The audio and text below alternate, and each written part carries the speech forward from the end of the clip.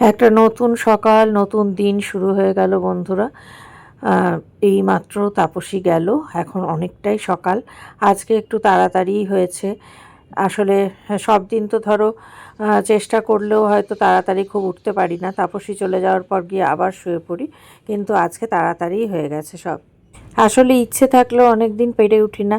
আর কি বলবো, শরীরটা এতটাই বাজে হয়ে গেছে না, কি আর বলবো। এই পচা শরীর নিয়ে চলাফেরা করতে সত্যিই কষ্টকর।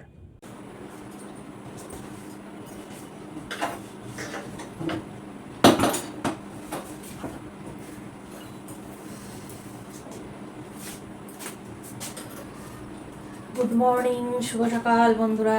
আবার চলে এলাম একটা নতুন দিন, নতুন সকালে তোমাদের সামনে। আজকে হচ্ছে 5 জুলাই আর শনিবার, আর এখন বাজলো পুরো 8টা 11। 8টা 11, চা বসাবো, আদাটা গ্রেট করে নিই।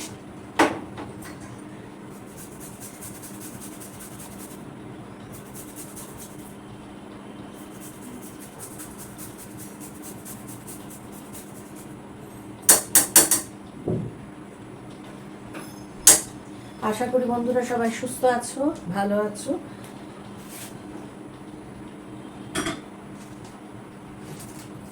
গরমটা কিন্তু কমছে না, বৃষ্টি হচ্ছে থেকে থেকে, কিন্তু বৃষ্টিরও জোর নেই, যাচ্ছে আবার বন্ধ হয়ে যাচ্ছে।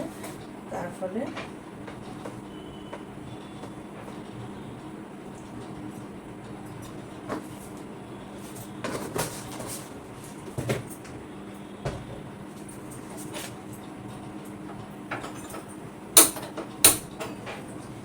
চাটা হতে থাকুক। এবার আমি খইয়ের প্যাকেটগুলো নিই। খই তো পুড়িয়ে গেছে কালকে রাত্রিরে। বেশ শরীর খারাপ লাগছিল, বেশ শরীর খারাপ। মানে খাওয়া বলতে তো সিঙ্গাড়া খেয়েছিলাম, শুধু শুয়েছিলাম। তো হঠাৎই প্রচণ্ড মানে নিঃশ্বাসের কষ্ট, বুকে চাপ ধরে ব্যথা, তাও সরবেট্রেট নিলাম জিভের নিচে, তারপরেও কমছে না শ্বাসকষ্ট। অনেকবার করে ইনহেলার নিলাম, শরীরে অস্বস্তি হচ্ছিল, খুব খারাপ লাগছিল। তার সঙ্গে তো পায়ে অসহ্য যন্ত্রণা যেটা হয় সেটা চলছিল। তো সব কিছু মিলিয়ে একটু হয়তো ঘাবড়িয়ে গেছিলাম, কিন্তু তারপরেও মেয়েকে শুধু হোয়াটসঅ্যাপে মা লিখে পাঠালাম, মা। তো সঙ্গে সঙ্গে ও ঘুরিয়ে কল করছে, মানে বুঝতেই পারে যে কিছু শরীর খারাপ। তো তারপরে বলছে তুমি একে ডাকো, যে তাপসী বলছে যে আছে তাকে তুমি ডাকো। এখন না, ঘুমাচ্ছে বেচারা, সারাদিন এই করে থাকো। ওই করে করে সারা রাত ছটফট করে করে কেটেছে। ভোরের দিকে একটু ঘুমিয়ে গেছিলাম, তো উঠে তাপসীকে দরজা করতে আজকে একটু দেরি হয়েছে, মানে ওই 6:45 মতন। তো ও বললো একবার নাকি রিং করেছিল আমাকে, কিন্তু আমি শুনতে পাইনি। সারা রাত জাগা, মেডিসিন খাওয়ার পরে যদি জাগা হয় বুঝতেই পারছো। তো এইসব নানান কারণে আর কি, নানান কিছুর জন্য শরীরের কারণে তখন মনে হয় যে পারছি না আর আসছি না। কিন্তু তোমাদের সবার এত ভালোবাসা, সবাই চাইছো যে আমি আসি। আমি রোজ যেমন পারি, যেটুকু পারি, অল্প সময়ের জন্য হলেও যেন একটু আসি তোমাদের সামনে। তোমাদের ভালোবাসায় আমাকে টেনে আনছে, ক্যামেরার সামনে দাঁড় করাচ্ছে। তোমাদের এই ভালোবাসায় আমার চলতে সাহায্য করছে। তো এইভাবেই যেন চলতে পারি, তোমাদের ভালোবাসা যেন এইভাবেই পেয়ে যাই, এটাই আমার মানে চাওয়া। আর সত্যিই আমি খুবই ব্লেসড যে তোমাদের মতন একটা পরিবার পেয়েছি, এত ভালোবাসার মানুষজন পেয়েছি, যারা আমাকে না দেখলে এতটা মানে উতলা হয়, চিন্তিত হয় আমার শরীরের কারণে, বারবার চায়, তোমরা চাও যে আমি সামনে আসি। এটা আমার কাছে একটা বিরাট পাওনা। তো চলো, নিশ্চয়ই চেষ্টা করবো যতই হোক। এখনও দেখো ঘুমের রেশ কাটেনি, কারণ ঘুমটা তো হয়নি, অথচ মেডিসিনের প্রভাব রয়েছে, ঘোর ব্যাপার। চাটা খাবো, তারপর আজকেও রান্না করবো বলে ইচ্ছা আছে, যদি না বেশি কোনো হঠাৎ করে খুব খারাপ কিছু লাগে। আজ শনিবার নিরামিষ, তাই জন্য পনিরটা বার করেছি। দেখা যাক, পনিরের করবো কিছু একটা করবো, কিছু মিছু।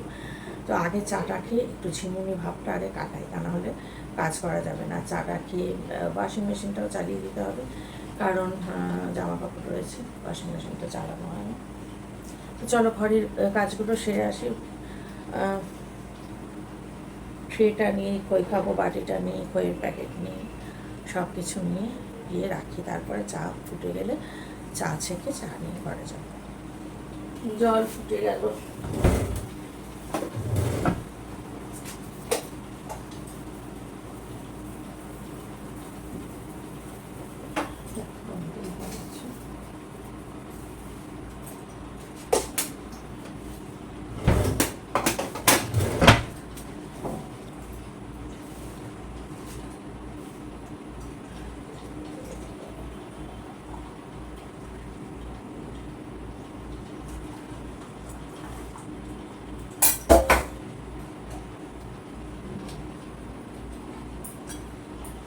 চলো চা নিয়ে ঘরে যাই।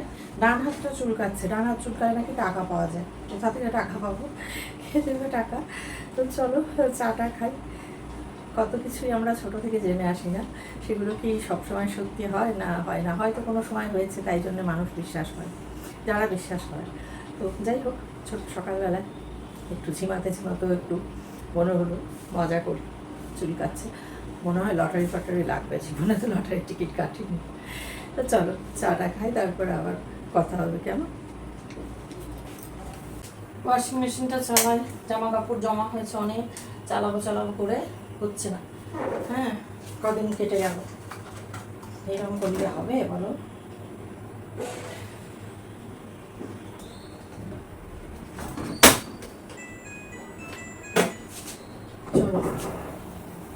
চলুক, হয়ে যাবে। পল্লবী আস্তে আস্তে মনে হয়, এখন 10টা 26 বাজলো, পল্লবী আস্তে আস্তে কাঁচা হয়ে যাবে আশা করছি। হ্যাঁ, দুধটা জাল দিয়ে রাখি, পনিরটা করবো, একটুখানি দুধের প্রয়োজন আছে তাতে, তাই জন্য দেখি। আবার ফ্রিজে দুধের প্যাকেট থাকলে না আমার মনে হয় যে কি জানি কেটে যাবে নাকি।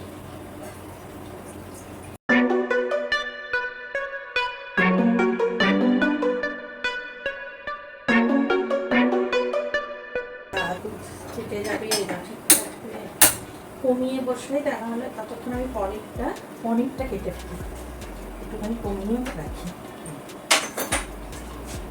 ও এটা তো আমার লাগবে পনির কাটতে, চলো আগে পনিরটা কাটি। চলো কেটে নিই। একটা প্যাকেট পনিরের দুটো আছে, দুটো করবো না, দুটো করলে আবার অনেক বেশি হয়ে যাবে। একটা থাকলে আবার মঙ্গলবার দিনকে করা যাবে যেদিন।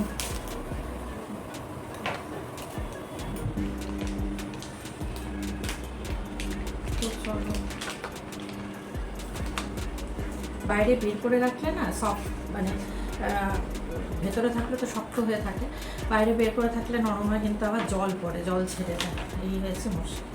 তো চলো চটপট পানিটা কেটে ফেলি। কেমন?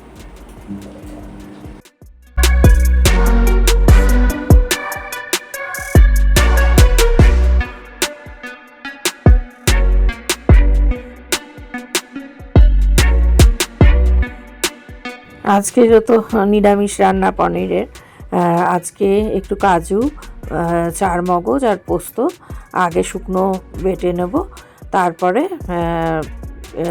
আবার একটুখানি সামান্য জল দিয়ে ঘুরিয়ে নেব। যত তাড়াতাড়ি করে কাজ করতে চাই তত হাত থেকে এটা ওটা পড়ে, হ্যাঁ, আবার উপর হয়ে সেই তোলা, এই হয়। তো যাই হোক, দুধটা এখনও জাল হচ্ছে, আর এইদিকে আমি মিক্সিটা ঘুরিয়ে নিই ততক্ষণে, দুধটা জাল হতে কারণ দুধটা লাগবে একটু রান্নাতে।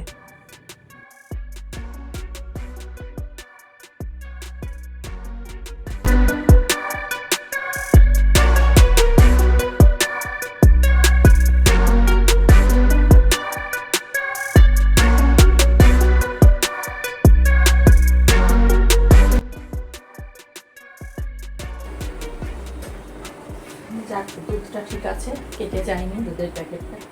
বার করে রাখতে হয় সকালে, অনেকক্ষণ ঠান্ডা কেটে দিলে তো নষ্ট হয়ে যায়, সেই জন্য। তবুও ভয় লাগে ফ্রিজে থাকলে, সবসময় ফ্রিজ চললেও। ব্যাস, শান্তি। এবার মশলাটাও হয়ে গেছে আমার, আদা এমনি বাটাও রয়েছে, সব কিছু হয়ে গেছে। এবার রান্নাটা করব। আবার একটু বসে জল খেয়ে নিয়ে তারপরে শুরু করছি। কেমন? কড়াইটা করে দিয়েছি, বসিয়ে দিয়েছি, এখানে জল গরম বসাবো, জলের সঙ্গে মানে একটু দুধও দেবো।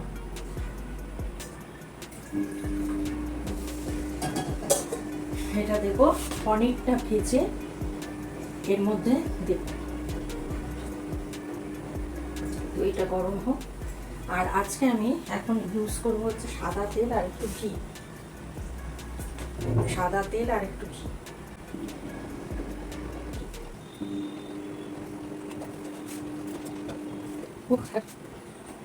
ফোড়নের জন্য দেব দুটো ছোট এলাচ, দারচিনি, লবঙ্গ, এক টুকরো জয়িত্রী, এই আজকে, আর একটুখানি জিরে, এমনি জিরে। তো আগে হালকা করে পনিরটা ভেজে নেব, একদমই হালকা করে ভেজে পনিরটা তুলে রাখছি। ওই যে দুধ আর জল যেটা ফোটাতে দিয়েছি তার মধ্যে পনিরটা তুলে রাখবো। সহজ কোনো কিছু নেই, যেহেতু সব কিছু পেস্ট করাই আছে, কাজেই রান্না করতে অতটা আমার কোনো রকম অসুবিধা হবে না। যদিও ঘেমে নিয়ে জল হচ্ছি, সেটা তো স্বাভাবিক, আমার ক্ষেত্রে কিছু করার নেই। তো একটুখানি আদা বাটাও দিয়ে দিলাম। আদা বাটা আলাদা করে ছিল, নিরামিষ মানে আদা আলাদা করে, তো সেইটাই এইবার এই হতে হতে আর একটুখানি ধনে জিরে, একটুখানি কাশ্মীরি রেড মির্চ, সব কিছু পনিরের টুকরোগুলো এই দুধ আর জলের মধ্যে দিয়ে দিলাম। বাবা, এত ঘেমে যাচ্ছি না, তখন মনে হচ্ছে কতক্ষণে শেষ করব রান্না আর কতক্ষণে ঘরে যাব।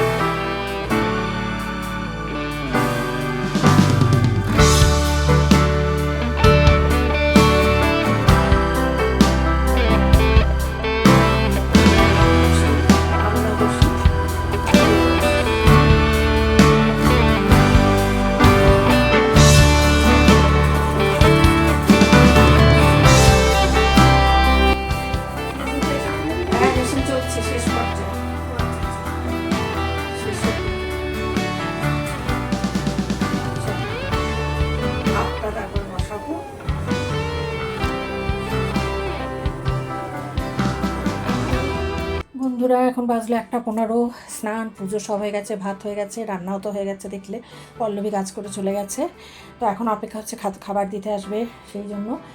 তো মনে হলো প্রচণ্ড ঘেমে গেছি, দেখো একটুখানি এসি চালাবো, ফ্যান চালাবো, একটু বসবো এখন, তো একটু জলও খাবো, হাত ধরে যায় যেমন।